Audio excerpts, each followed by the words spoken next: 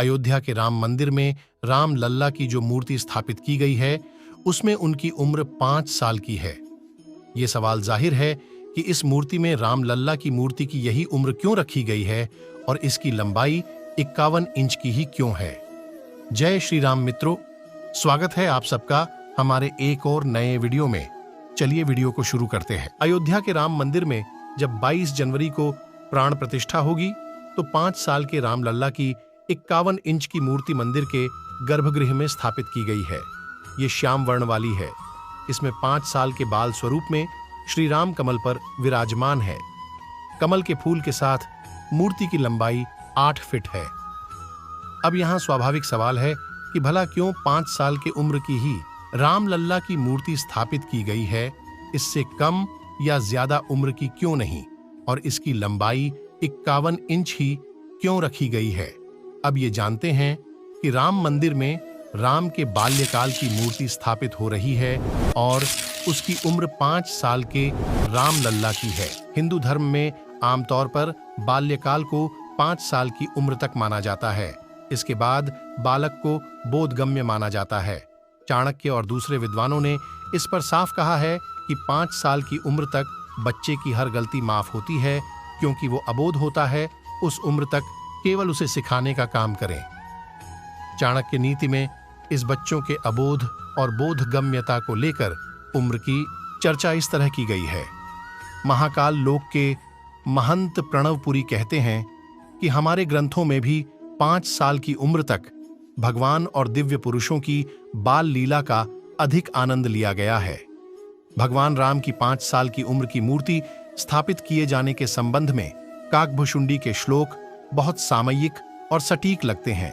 काकभुशुंडी ने कहा, तब तब अवधपुरी मैं जाऊं, बालचरित बिलो की हर्षाऊं, जन्म महोत्सव देखूं जाई, वर्ष 5 तह रहूं लो भाई। अर्थ ये है, तब तब मैं अयोध्यापुरी जाता हूं, उनकी बाल लीला देखकर हर्षित होता हूं, वहां जाकर मैं जन्म महोत्सव देखता हूं और भगवान की शिशु लीला में इसके लोभ में 5 साल तक वहीं रहता हूं। काकभुशुंडी उनके बाल रूप को और भी बहुत कुछ कहते हैं, जिसके बाद राम लल्ला का बाल स्वरूप निखर कर सामने आता है। ये कहता है कि अयोध्या के राम मंदिर में उनके बाल्यकाल की मूर्ति की स्थापना ही उचित है। बालक रूप श्री रामचंद्र जी मेरे इष्ट देव हैं, जिनके शरीर में अरबों कामदेवों की शोभा है। हे गरुड़ जी, अपने प्रभु का मुख देख देखकर मैं नेत्रों को सफल करता हूं। अब आइए काकभुशुंडी के बारे में भी बता दें, जिन्हें भुशुंडी भी कहा जाता है। उन्हें राम के एक भक्त के रूप में दर्शाया गया है, जो एक कौवे के रूप में गरुड़ को रामायण की कहानी सुनाते हैं। उन्हें चिरंजीवियों के रूप में माना जाता है। माना जाता है कि वह आज भी पृथ्वी पर जीवित हैं। काकभुशुंडी मूल तौर पर अयोध्या के शूद्र वर्ग के सदस्य थे। एक बार शिव ने क्रोधित होकर उन्हें सांप बनने का श्राप दिया। बाद में याचना के बाद शिव ने सजा को कम किया और कहा कि कई जन्मों के बाद ब्राह्मण के तौर पर काकभुशुंडी के तौर पर जन्म लेंगे, राम के भक्त बन जाएंगे। लेकिन बाद में फिर एक श्राप के चलते वह कौवा बन गए। कहा जाता है कि काकभुशुंडी ने बाल रूप में राम को लगातार अयोध्या में देखा और काफी कुछ इस पर कहा। वैसे भगवान राम ने अपनी जीवन में चमत्कार वाली लीलाएं बहुत नाम मात्र की ही दिखाईं। हाँ, एक बार बालकाल में उन्होंने भी माता कौशल्या को अपने मुंह के अंदर ब्रह्मांड के दर्शन जरूर कराए थे। इसके बाद उनका दूसरी असाधारण काम सीता स्वयंवर में शिव धनुष को तोड़ना था। अन्यथा पूरे जीवन वह एक मनुष्य के तौर पर ही ज्यादा रहे। अब हम बताते हैं कि ये मूर्ति ठीक 51 इंच की ही क्यों है। हालांकि भारत में मौजूदा दौर में 5 साल के बालक की ऊंचाई मोटे तौर पर 43 से 45 इंच के आसपास मानी जाती है, लेकिन राम जिस दौर में पैदा हुए उसमें आम लोगों की औसत लंबाई कहीं ज्यादा होती थी। इस लिहाजा 51 के शुभ नंबर को देखते हुए उनकी ऊंचाई 51 मानी गई। एक सवाल और हो सकता है कि ये मूर्ति काले पत्थर की क्यों। दरअसल राम लल्ला की मूर्ति को शालिग्राम पत्थर से बनाया गया है, जिनसे हिंदू धर्म के देवी देवताओं की मूर्तियां बनाई जाती हैं।